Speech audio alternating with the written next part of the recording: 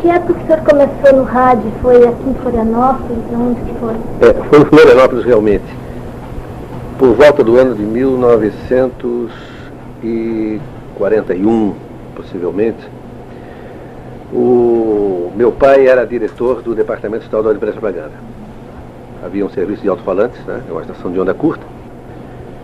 E como ele era o diretor, quer dizer, o manda-chuva naquele órgão, não foi difícil para mim, né? Mas ele relutou muito a ideia de que eu chegasse até o microfone. Mas eu tinha a impressão que dava conta do recado, apesar de nunca ter falado no microfone. Mas eu via o locutor titular falar e comigo mesmo, assim, eu tinha uma vontade doida de chegar ali e dar o meu plá, né? E quando o locutor se atrasou, não tinha outro. Alguém lá aventou a hipótese. Não, Gustavinho, ele me chamava de Gustavinho. Apesar de naquela época eu já ter 1,70 m e pouco de altura. E eu falei e agradei. E parece ter agradado tanto que fui ouvido na rua pelo diretor da Rádio Guarujá, o seu Ivo Serrão Vieira, de quem eu guardo uma grata recordação. E ele contratou os meus serviços, não é? Para atuar 4 horas por dia, com um salário de 120 cruzeiros. Bom, 120 cruzeiros pode parecer que é muito pouco, mas naquela época se comprava um sapato por 5 cruzeiros, né? Não é? Então eu comecei propriamente, não é, na Rádio Guarujá. Fazendo um programa, oferecimentos musicais, não é? Anunciando comerciais. Não é? Foi assim que eu comecei, né? Na empresa de propaganda ainda? Era a empresa de propaganda Guarujá Limitada. Era o serviço de alto-falantes, mas já havia uma radiotransmissora que foi montada pelo Walter Lang Jr., né? E essa emissora funcionava em 1410 ou 1420, não é? Onde hoje a Guarujá está atuando também. Foi uma época muito gostosa, né? Ganhava-se pouco, é verdade, mas era bem divertido. Bem mais do que hoje, né? E quantas pessoas que trabalhavam, assim, acumulavam funções ou tinha cargos, assim, diferenciados? Nós tínhamos, naquela época, o Edgar Bonassis da Silva, que foi um dos primeiros locutores aqui da terra. Naquela época, um jovem com muito talento, muito futuro.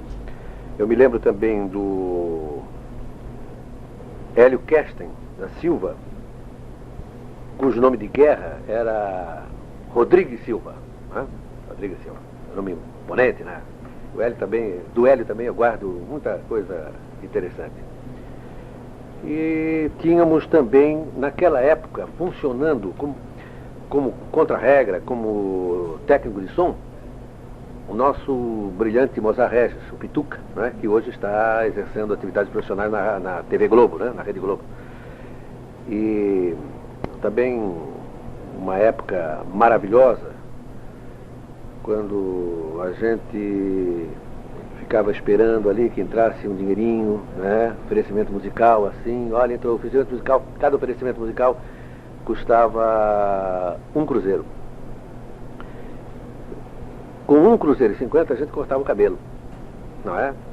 Então o pessoal ficava ali esperando o alto-falante. Quando dava, vamos ouvir agora aqui a valsa Santa Terezinha, fulano oferece para Beltrano como prova de grande amizade. Olha, entrou 1 cruzeiro, né? Tá faltando mais 1 cruzeiro para a gente cortar o cabelo, né? Então a gente ia lá, fazia um vale, né? E cortava o cabelo. Que não era propriamente que a gente precisasse daquilo assim para subsistir, não, né? Todos os meus colegas eram de família da classe média, né? Não havia ninguém paupérrimo. Mas era uma forma da gente se recriar, né? Recriar o espírito, né? E procurar se tornar também independente, né? E por quanto tempo você ficou na Guarujá? Eu fiquei na Guarujá durante 16 anos. Depois eu resolvi abandonar o rádio e queria realmente abandonar o rádio. Estive parado durante alguns meses e depois fui convidado pelo Dr. Laerte Ramos Vieira, que naquela época era diretor-geral da Rádio Diário da Manhã. Ele gostava muito das minhas atividades profissionais, fez um convite, eu aceitei. E fiquei na Diário da Manhã durante 12 anos. Só saí em 1972 porque fiz um concurso para promotor, não é? Então eu tive de deixar porque não havia possibilidade, não é, de acumular, não é, as duas funções. A função de radialista absorve muito, e de promotor então nem se fala. Então eu tive que deixar o rádio.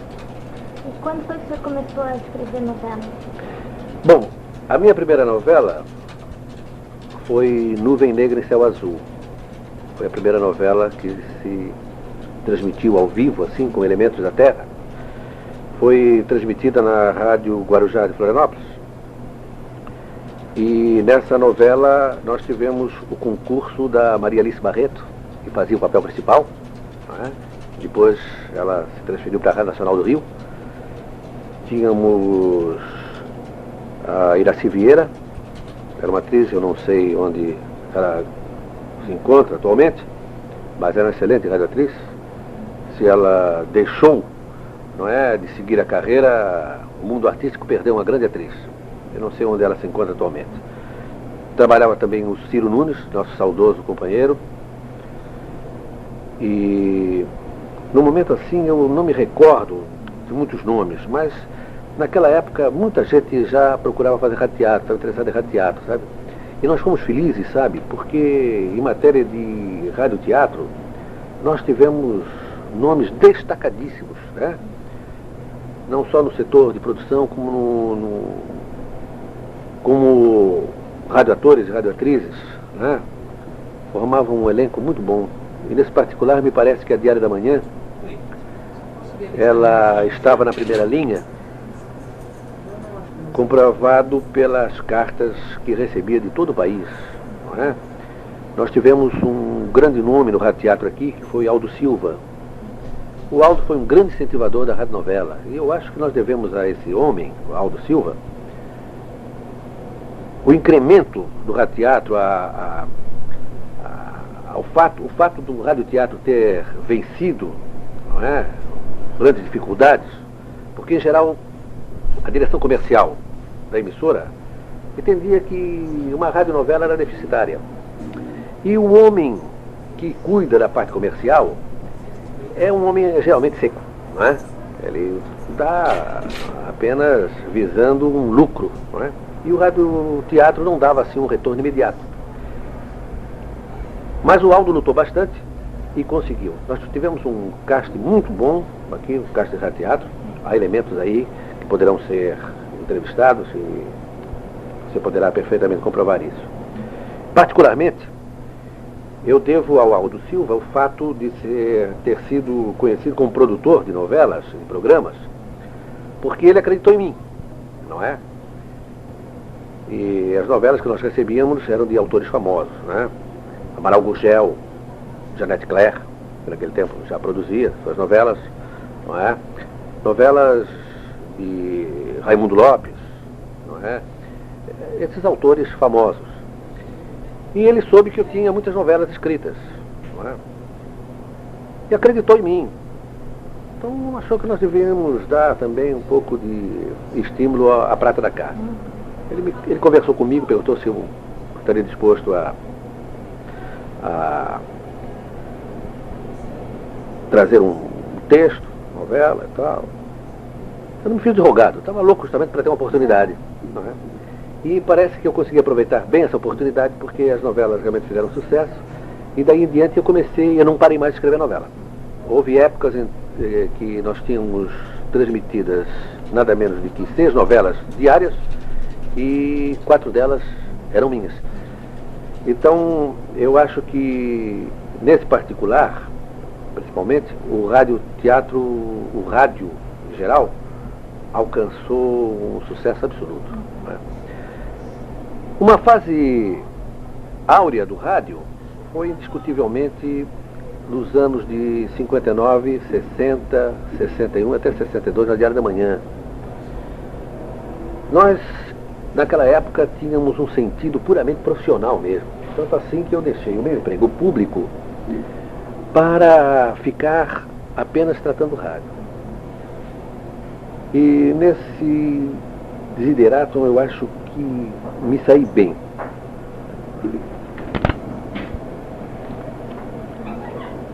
Então, a Diário da Manhã alcançou nessa época, não é, um conceito extraordinário, não é, dentro e fora do país. Nós recebíamos cartas do exterior e a gente ficava muito orgulhoso quando sabia que os japoneses estavam ouvindo a gente, né?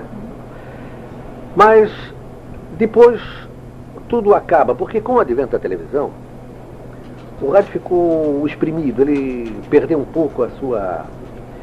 Eu não digo que ele tenha caído num estrado pré-agônico, não é? Porque o rádio hoje ainda não morreu, e não vai morrer nunca, pode ter certeza. Aqui nesta sala, por exemplo, a gente está trabalhando, não poderíamos ter uma televisão, mas poderíamos perfeitamente escutar um rádio, não é? Nesse momento, sabendo das notícias, né? E ouvindo música. Eu tenho a impressão que muitos dirigentes de estações de rádio se precipitaram e resolveram extinguir os seus departamentos. E foi pena. Na Diário da Manhã, particularmente, é um caso que me toca mais de perto, nós extinguimos um departamento de radioteatro de muito sucesso. Posteriormente, extinguimos um departamento musical de grande brilho. Nós tínhamos uma orquestra de cordas, sob a direção do maestro Carmelo Prisco, já falecido, infelizmente. Tínhamos um conjunto moderno da Manhã, que era dirigido pelo pianista Aldo Gonzaga, naquela época realmente tocando muito moderno, naquela época era a época da bossa nova, não é? Tínhamos grandes músicos, elementos realmente excelentes. Foi extinto também o departamento musical. O departamento de radiojornalismo não foi extinto porque o rádio teria de sobreviver de alguma coisa. Mas foi extinto o departamento de esportes, o que também foi lamentável, porque nós tínhamos narradores extraordinários, inclusive um deles, já falecido, o Humberto Mendonça, que esteve posteriormente na Rádio Bandeirantes. De forma que eu, quando começo a falar no rádio, eu te confesso que eu fico um pouco triste, porque a gente, falando do rádio de antigamente, a gente volta ao passado. Quem volta ao passado geralmente é porque sente saudade. E quando a gente começa a sentir saudade é porque está ficando velho. Mas não há dúvida nenhuma de que o rádio, aqui em Florianópolis, tinha uma alta expressão. Nós tivemos, assim como tivemos no teatro, grandes atores, grandes atrizes, não é? Nosso teatro ainda hoje é o expoente, ele luta com grandes dificuldades de sobrevivência, como você sabe. Mas, de qualquer forma, em matéria de elemento humano, eu acho que Florianópolis, Santa Catarina, é rica, né? De gente gabaritada. Tanto assim que tem tanta gente aí brilhando bem fora, né? Trazemos aí, por exemplo, mais uma vez, o exemplo do Mozart Regis, né? Mas temos muitos outros nomes, como o Toninho Ferreira, que está na Globo, o locutor que hoje transmite o Jornal Nacional juntamente com o Cid Moreira, o nosso bom amigo, colega, um grande amigo meu, o Celso Freitas. Toda essa gente saiu daqui, né? Agora, eu lamento apenas que o rádio, num momento, não seja aquele mesmo rádio de antigamente. Hoje não se produz propriamente um programa de rádio, não é? A gente improvisa.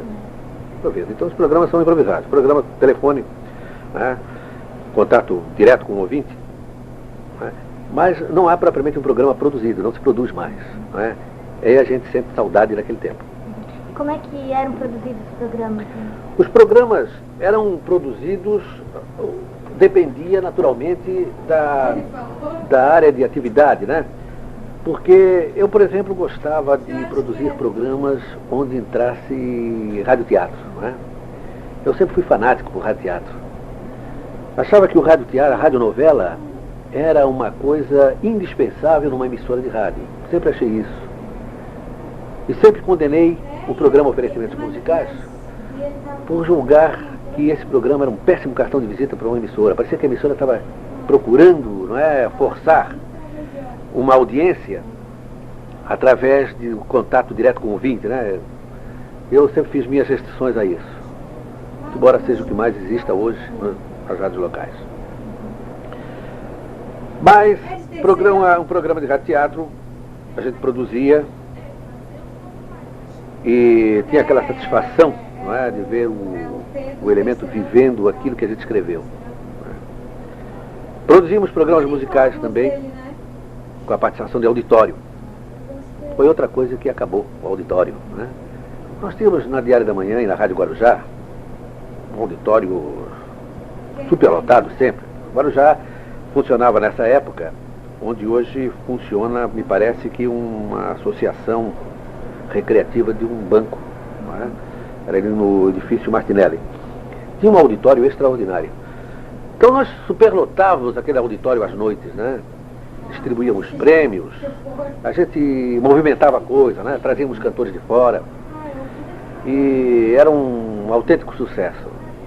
E eu tive a oportunidade de dirigir a Rádio Guarujá durante alguns meses.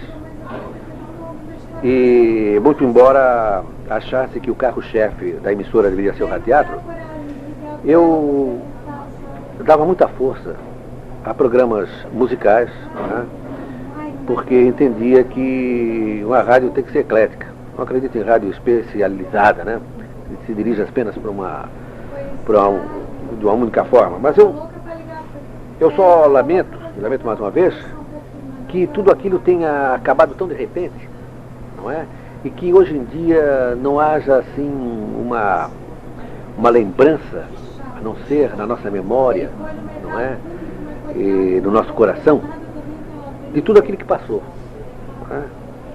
Tivemos assim uma época áurea, não é? Eu acho que todas as emissoras passaram por essa época áurea. Eu falei mais particularmente na Diário da Manhã, que foi a emissora que realmente me projetou como produtor de novelas, não é? E de outros programas, e que projetou também tanta gente boa aí no cenário radiofônico. Mas tudo isso acabou, não é? E agora a gente tem que viver um pouco de lembrança. As novelas eram ao vivo? As novelas, a princípio, todas elas eram feitas ao vivo, não é? Com exceção de novelas que vinham gravadas de fora, não é? Que nós passávamos, porque aí é um outro aspecto interessante, é que a Colgate-Palmolive, ela parece que não acreditava muito nos castes locais, não é? Tanto assim que as novelas eram gravadas lá no Rio, não é? Ou em São Paulo, eram gravadas em São Paulo e eram enviadas depois para diversas emissoras, para a cadeia de emissoras. E o nosso diretor artístico, diretor de radioteatro, o Paulo Silva, lutou muito para que a Colgate-Palmolive nos desse um certo crédito de confiança, né?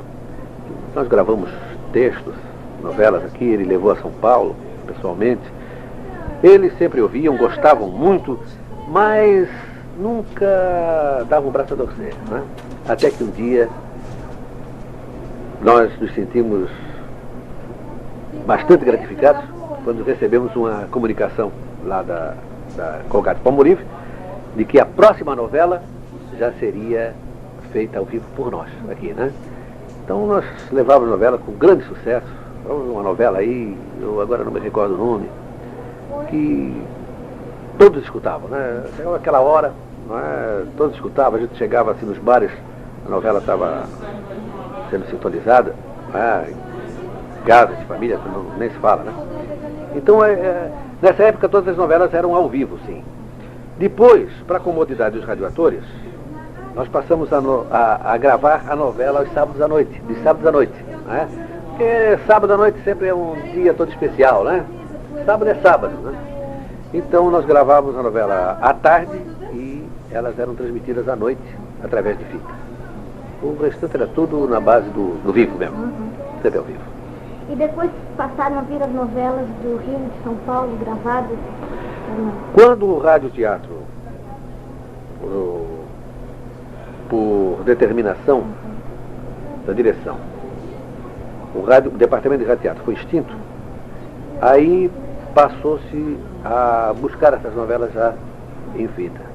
E como é que foi a reação do público? Diminuiu a audiência ou não? Diminuiu bastante, e isso é uma coisa perfeitamente comprovada. Eu não tenho certeza, mas tenho a impressão que o Aldo possui cartas, ainda naquela época, onde 80% delas eram justamente fazendo restrições a essas novelas gravadas, né? Preferiam bem mais o nosso sotaque, né? O sotaque aqui da ilha mesmo, né? Então, eu tenho a impressão de que não foram bem recebidas. E eu acho que a prova de que não foram bem recebidas é que logo em seguida também elas desapareceram.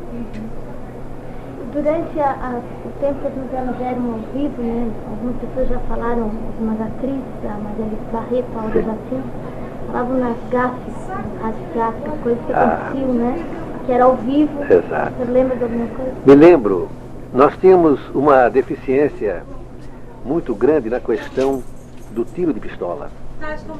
Porque o tiro de pistola, a princípio, por falta de outro material mais adequado, era colocado uma espoleta, né?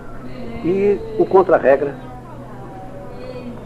que era o Mauro Melo, ele dava o tiro através de um martelo. Ele batia com o martelo em cima da espoleta e a espoleta explodia. Mas às vezes a espoleta estava falhada, né? Falhada. E aí o tiro vinha com atraso, não é? Às vezes saía 2 tiros no lugar de 1, não é? Então esses momentos realmente eram...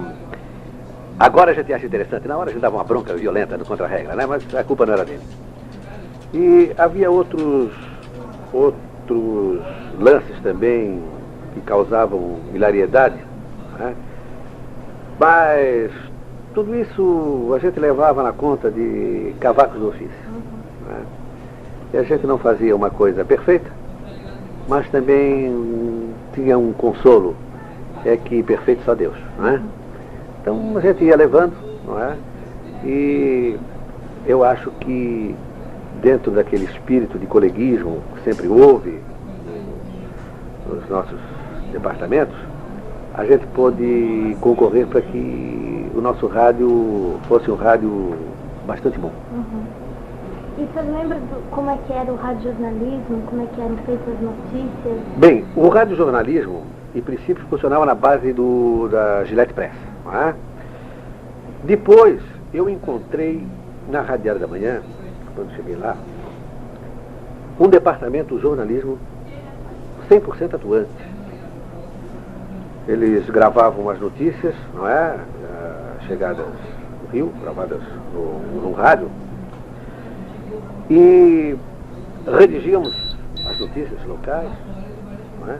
E nesse particular, eu me lembro que 2 elementos destacavam muito, que era o Antônio Severo, excelente, brilhante, homem de rádio, de imprensa, e o Adolfo Zighelli, imortal, não é? Porque o Adolfo ainda é um elemento que a gente, ia falar do radiojornalismo na nossa terra, a gente não pode esquecer, não pode deixar de lembrar. O radiojornalismo das nossas emissoras nasceram, não é, com Adolfo Zighelli. Pelo menos é a impressão particular minha, né? Você lembra como é que era o programa, né? Ele tinha um programa de grande audiência, que chamava-se Vanguarda, que era transmitido ao meio-dia. Esse programa era o dono da audiência, era o programa mais ouvido, não é, do rádio catarinense, sem dúvida alguma. A Diário da Manhã tinha uma grande penetração, era curta, e esse programa era ouvido, não é, talvez 99% do público. E era um programa político, não é? O Zighelli sabia fazer um programa político, sabia escrever, não é? Era um jornalista de uma acuidade muito grande, não é? Muito irônico, mordaz, não é? Fazia um jornalismo gostoso, não é? Só não era gostoso para quem era criticado, não é? Mas evidentemente que foi uma perda irreparável a do Zighelli, porque com ele, eu não digo que tenha morrido o radiojornalismo, mas morreu o radiojornalismo sob aquele aspecto, né? Da mordacidade, né? Da crítica que realmente empolgava. Né? E o irmão dele, Walter Zighelli. O Walter Zighelli, ele também atuava com o irmão, não é? O Walter. O Walter também era um jornalista extraordinário, com uma relação muito bonita, muito correta, não é? Quando o Antunes deixou a Diário da Manhã, o Walter fazia o programa com Adolfo. Não é? Vanguarda? Então os dois irmãos Zighelli faziam o Vanguarda. O Walter, agora é juiz de direito, não é? Deixou as lides jornalísticas, mas é um outro nome que a gente também lembra com muita saudade, porque era muito inteligente e no campo radiojornalístico era de uma eficiência extraordinária. Sim, o Antônio Severo também participou do Vanguarda junto com o Zighelli. O Antônio Severo fazia, às vezes, o programa Vanguarda junto com o Antônio Severo, né? com o Walter Zighelli. Mas o programa não era redigido por ele apenas fazia a apresentação, né? Exato. O Antônio se destacou muito também como dono de uma dicção muito boa, né? Perfeita, não é? Como noticiarista. Ele, segundo eu sei, ele chefiou também durante algum tempo o departamento de esportes. Há algum tempo mais ele substituiu o Zighelli no departamento de notícias. Não é? Quer dizer, também o Antunes foi um nome de proa no nosso rádio jornalismo, no nosso rádio em geral. E na época eram feitas coberturas ao vivo, né? Esportes, carnaval. Exatamente. Nós tínhamos um departamento de esportes que se deslocava para todos os estádios do estado onde estavam havendo competições, não é, de clubes da capital do estado, não é? Nós nos deslocávamos para esses locais para fazer a transmissão ao vivo, né? Nessa época eu também narrava futebol. Me lembro que nós tínhamos o Paulo Sonsini, eu falei ainda há pouco, o nosso saudoso Humberto Mendonça, e mais o Alfredo Silva. Se não me engano, eram esses elementos que narravam futebol, né? Tínhamos o departamento de esportes também comentaristas, não é? No momento assim eu não me recordo assim muito bem da pleiade que atuava naquela época no departamento de esportes. Mas também deixou saudade, né?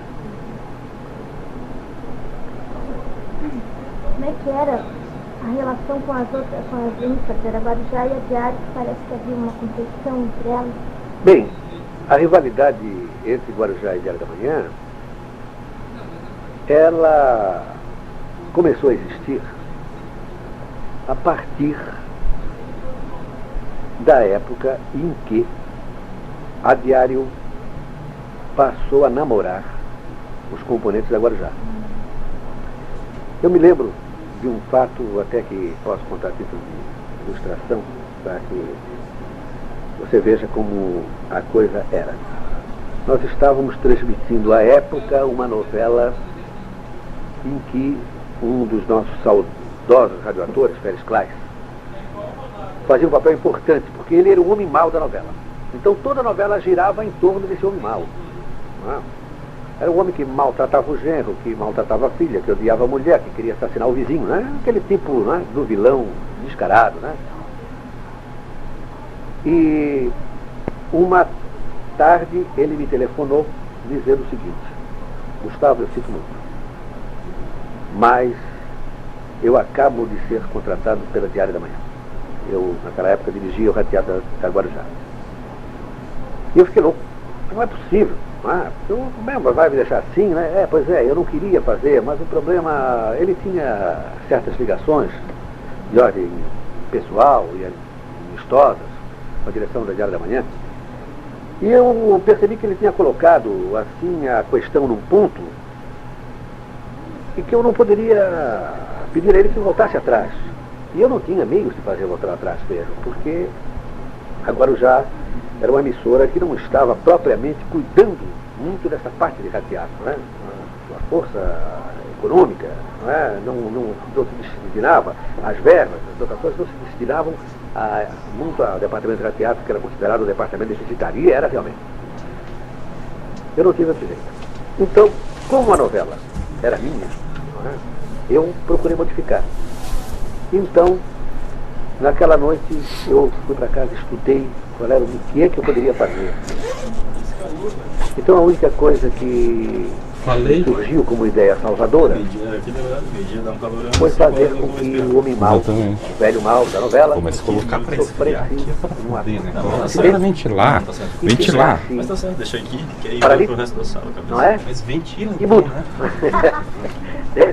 Então foi a única coisa, né? Mas assim mesmo, paralítico e mudo, do cara era ruim, foi ruim até o último capítulo. Então essas coisas assim, né, que acontecem, mas não foi um caso isolado, outros casos também, né? Isso acontecia muito. Então essa rivalidade existia. E nós procurávamos tirar elemento deles, e eles naturalmente retrucavam, não é? Procurando tentar.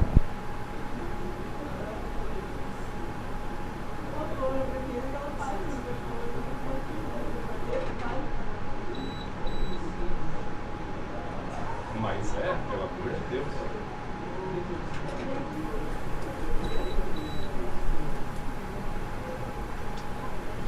O radialista justamente passou, não é, a ser encarado a partir desse momento. Não é? Então, nessa época, eu recebi algumas propostas, mas eu estava muito satisfeito na Guarujá, e eu sempre fui um elemento que nunca gostei de mudar de pouso, né? Mas depois de 16 anos de Rádio Guarujá, eu, por qualquer problema, eu não conseguia acertar o meu relógio com os dos dirigentes da emissora. Então eu resolvi que era hora de sair. Não é? Eu sempre procurei deixar o meu espaço, não é, para outros que pudessem, depois de mim, quem sabe fazer alguma coisa. Não é? Eu acho que o rádio é uma mutação. Ninguém deve se eternizar, não é? Permanecer durante muito tempo num cargo, principalmente num cargo de chefia, de direção. A gente tem que respeitar a individualidade de cada um, não é? Sentir, não é, que a coisa nem sempre é como a gente pensa, não é? A gente tem que ouvir também a outra parte. Eu então me afastei do rádio, mas me afastei do rádio não para trocar a Guarujá por outra qualquer emissora. Eu simplesmente achei que estava na hora de deixar o rádio. Mas como eu lhe falei, eu recebi um convite, não é, do Dr. Laerte Ramos Vieira, para trabalhar no radioteatro da Diário da Manhã. Então aceitei o convite, né, fui recebido de braços abertos, não é? E me dei muito satisfeito porque encontrei na Rádio da Manhã quase um autêntico profissionalismo, não é? Porque lá nós encarávamos as coisas com muita seriedade. Eu não quero com isso criticar a Guarujá, mas na Guarujá nós fazíamos a coisa mais na base do amadorismo, assim, por amor à arte, né? Na Diário da Manhã, muito embora a gente tivesse, não é, um coleguismo muito grande, mas nós encarávamos a coisa com mais seriedade, não é? Questão de horário, não é? Na própria redação de programas, a gente era muito exigido, realmente, os produtores, principalmente, eram bastante exigidos. E lá, como eu lhe falei, eu tive talvez a grande oportunidade de aparecer como produtor, não é? E por isso é que eu saliento o Aldo Silva como um homem que praticamente me deu a mão, não é? E que me ensejou tantos anos de satisfação e de felicidade, né? A gente ainda hoje relembra isso com saudade. O senhor foi ator também? Fui ator, a gente tinha que ser, né? Eu fui ator, radioator, e às vezes contra a regra, não é? Isso, numa emissora com um caste, né, reduzido, a gente também dubla papéis, né? Então quando aparecia um negro velho também, eu fazia o negro velho. Tínhamos o Oscar Bellet, que fazia o negro velho muito bom, excelente, não é? E daqueles elementos a gente lembra com saudade, a Cacilda Nossetti, né, que ainda está viva, felizmente, né? O Rosendo Lima, excelente ator, e outros elementos que, como Neide Maria Rosa, que é uma cantora de dotes extraordinários, não é? A Maria Tereza, a irmã dela, não é? Que tinha a voz mais bonita do rádio, a meu ver. A Nelly Silva, a Cora Nunes, que infelizmente faleceu, a Nive, a irmã dela, também faleceu. É gente que passou, não é? Passou e agora ficou no passado.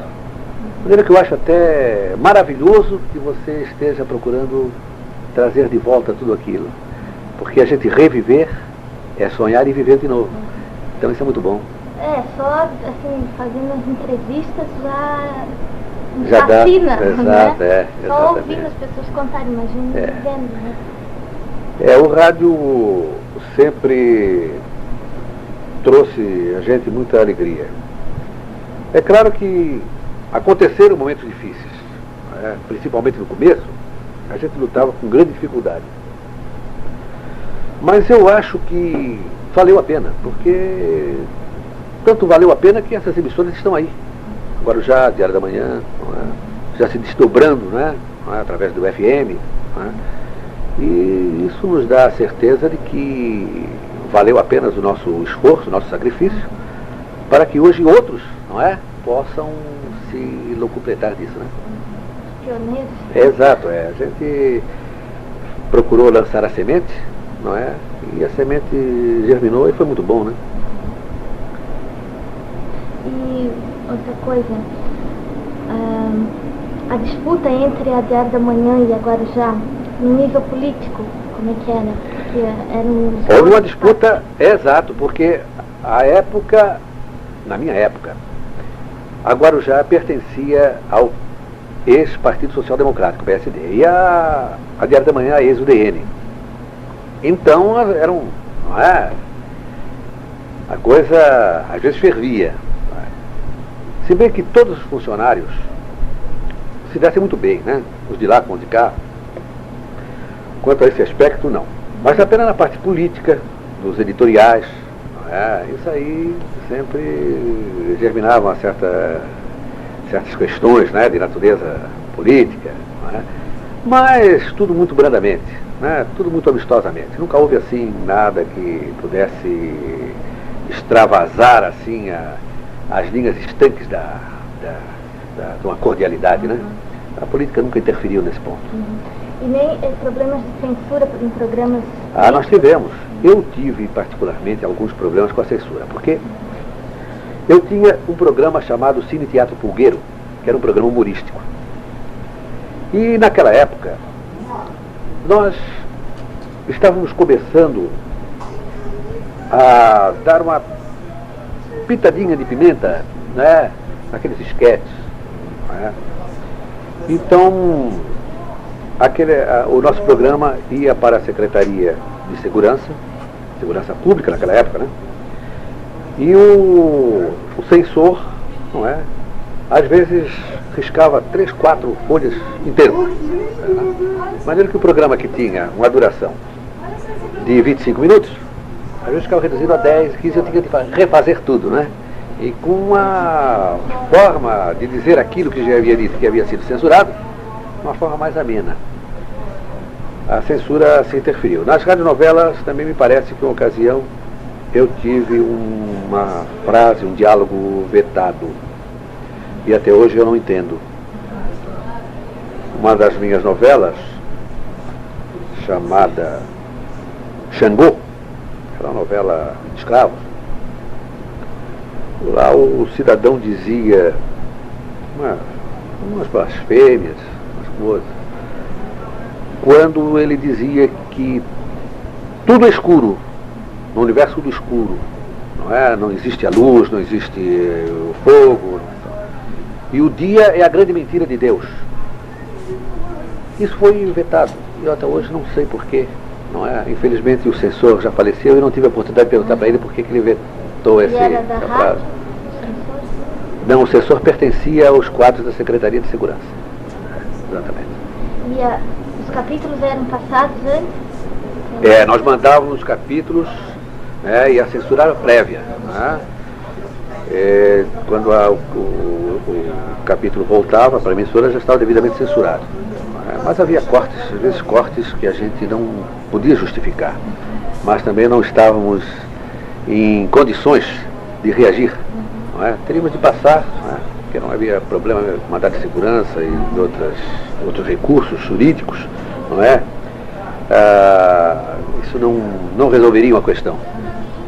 Desde que época? Desde o início? Foi em alguma época especial? essa censura que nós sofremos no radioteatro e nos programas produzidos, nasceram, o primeiro deles em 1962, através de uma denúncia de uma pessoa. Eu sei o nome da pessoa, mas eu próprio já esqueci, né? Esqueci. E depois, naturalmente, os programas foram muito observados, foram ouvidos, e o censor então começou a dar muito duro, né? Meu joelho. Muito duro. Porque o programa Cine Teatro Fogueiro, principalmente, era dos mais visados, e ele focalizava sempre uma parte da história, por exemplo, o descobrimento do Brasil, né? Pedro Álvares Cabral, né? Assim, mas tudo na base assim, do teatro psicotécnico, né? Uma coisa assim, bem hilariante, bem ao gosto assim, do público. Mas eram justamente esses programas que sofriam mais a influência da censura, né?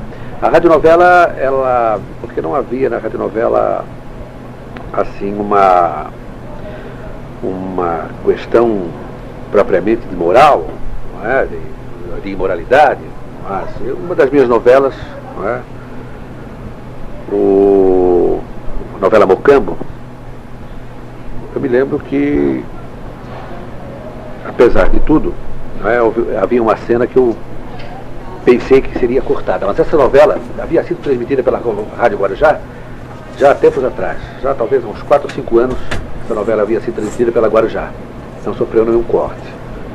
Havia uma cena violenta, não é? Uma cena violenta quando uma pessoa entra pela janela da mocinha lá, da heroína lá, não é? E a estupra, não é? Mas é claro que essa cena não aparece nem, não é? Isso só dá ao ouvinte assim apenas uma pálida noção do que aconteceu, não é? Posteriormente, essa mesma cena foi ao crivo da censura e foi realmente, não foi propriamente cortada, não é? Eu fui chamado para explicar a cena. Então eu tive que dizer ao censor que eu não poderia explicar com muito realismo o que era um estupro, porque foi uma coisa que eu nunca fiz, né? Não é? Então o que estava ali realmente era só para uma demonstração para que o ouvinte tomasse conhecimento do que havia acontecido, não é?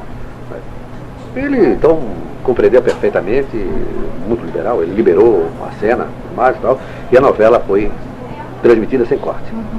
E os temas das novelas, assim, em geral, quais eram os mais... Bom, as novelas geralmente giravam sobre amor, né? O amor, aquelas histórias que há muito sofrimento, não é? Por parte dos elementos, não é? Muitas lágrimas, dores, desilusões, traições, ambições, inveja, ódio, não é? Mas no final, no capítulo final, sempre a gente escrevia o amor como preponderante sobre tudo, né? Sobre todos os outros sentimentos, né? Então sempre o bem costumava vencer o mal. O ouvinte esperava por isso? Esperava e exigia.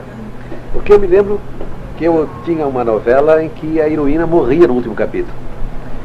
E o ouvinte protestou muito. A novela era O Pecado do Amor Demais.